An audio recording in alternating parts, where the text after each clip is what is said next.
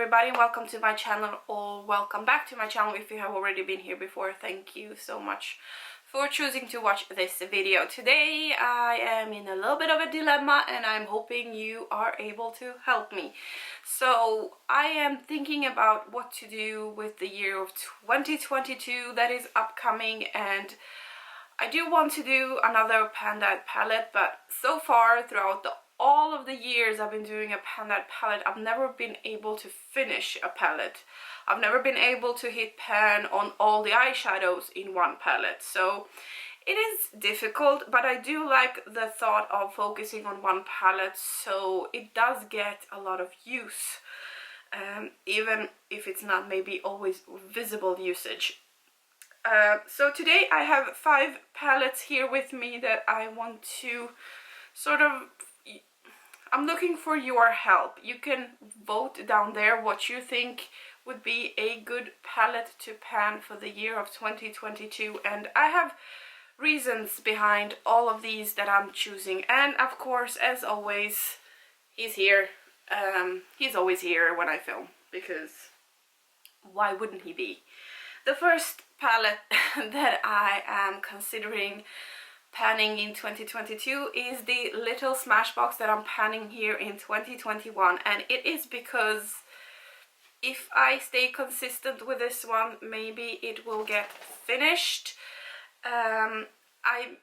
If you have seen it, there will be spoilers. If you haven't seen my Pan-Dyed palette update, you should watch that first, but this is how far I've come with this one so far. So obviously I won't be able to finish it by the end of the year, and I want to ask you for help. Do you think I should continue on with this one? It is a very neutral palette. It has very neutral shades.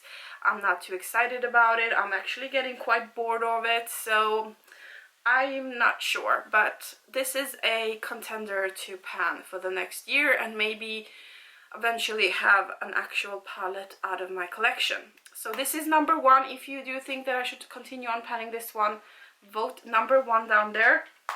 Number 2 is my Modern Renaissance by Anastasia, and you all know what this one looks like. I'm just gonna take out the brush. This is what mine looks like. So I do have 4 pans as of right now. I have a pan here in, what is this? Burnt Orange, Primavera, Vermeer and Love Letter have all panned on them. It is quite used and quite loved palette. I also think it's a beautiful palette, so I do think it's usable all year round. Mostly, I would say mostly around fall time, but I can make it work throughout the whole year. I do like it a lot, and the reasoning behind why I want to pan this one is it's going bad. I'm not sure if you can tell, but like on this shade right here, the pan that's visible here has different color than pan here, and it is because it's getting rusty and crusty, as well as in the Primavera shade as well. So this is actually going bad. So in order not to waste it, I want to use it up completely. So this is, and that is the reason why I would want to pan this one. So this is my option number 2, pan it because it's going really bad. My option number 3, and the number 3 to vote down below, is my H&M eyeshadow palette that has 32 eyeshadows. Not right now, it doesn't, because I've finished a few of them. I have panned this palette a few years ago, and this is how it was looking when I finished that Pan-Dyed palette project. And yeah, that's where I kind of ended it on and never touched it again, because I have so many eyeshadow palettes to work on. So I do have 3 eyeshadows finished, and I have pan on 1, 2, 3, 4, 5, 6, 7, 8 shadows as well. I think I've played with all of the shades in this palette, and the reason why I want to bring this one back, because I've panned it many years ago, is because it's literally the oldest palette in my collection. This one is, I'm ashamed to say it, but this one is probably over 10 years old at this point, and for some reason the other night when I was thinking about what to do with the Panda palette, this one was the first one that came to my mind. In a way I miss it because it is the only palette where I really truly made a lot of progress. I finished 3 and hit pan on 8 shadows. I think that is a amazing progress for being me.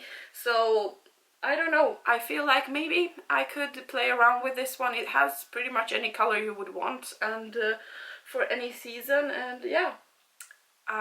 This one is a contender number 3. Number 4 is my Conspiracy palette from Shane Dawson and Jeffree Star. And the reason why I want to pan this one is because I have 2 of these. I purchased this one the day it launched, and the other one I got in a mystery box from Jeffree Star. So I have 2 of these. The other one is not even opened nor unboxed yet. So, and this one is a little bit touched at least. So this is what this one looks like upside down. This is what this one looks like right side up, I guess. As you can see, I have touched it a little bit. It is what I have on my eyes today. The greens are what I have on my eyes today. So I do have the Conspiracy, I have What's the Tea, and I have the Illuminati on my eyes today. And I do think it is semi-wearable palette, but as I said, this I probably wouldn't be able to finish. I might be able to hit pan on some of them, but I would get good use out of it. It is very colorful for any season, and yeah, as I said, I have 2 of these. So that is the reason why I would want to pan this one.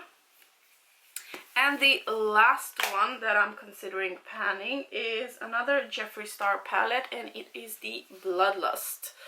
This suede kind of palette. And the reasoning behind this one is it's my palette, well, one of my palettes, but one of my palettes that, first of all, the packaging doesn't fit anywhere, so I'm just having it around as a display thing pretty much right now.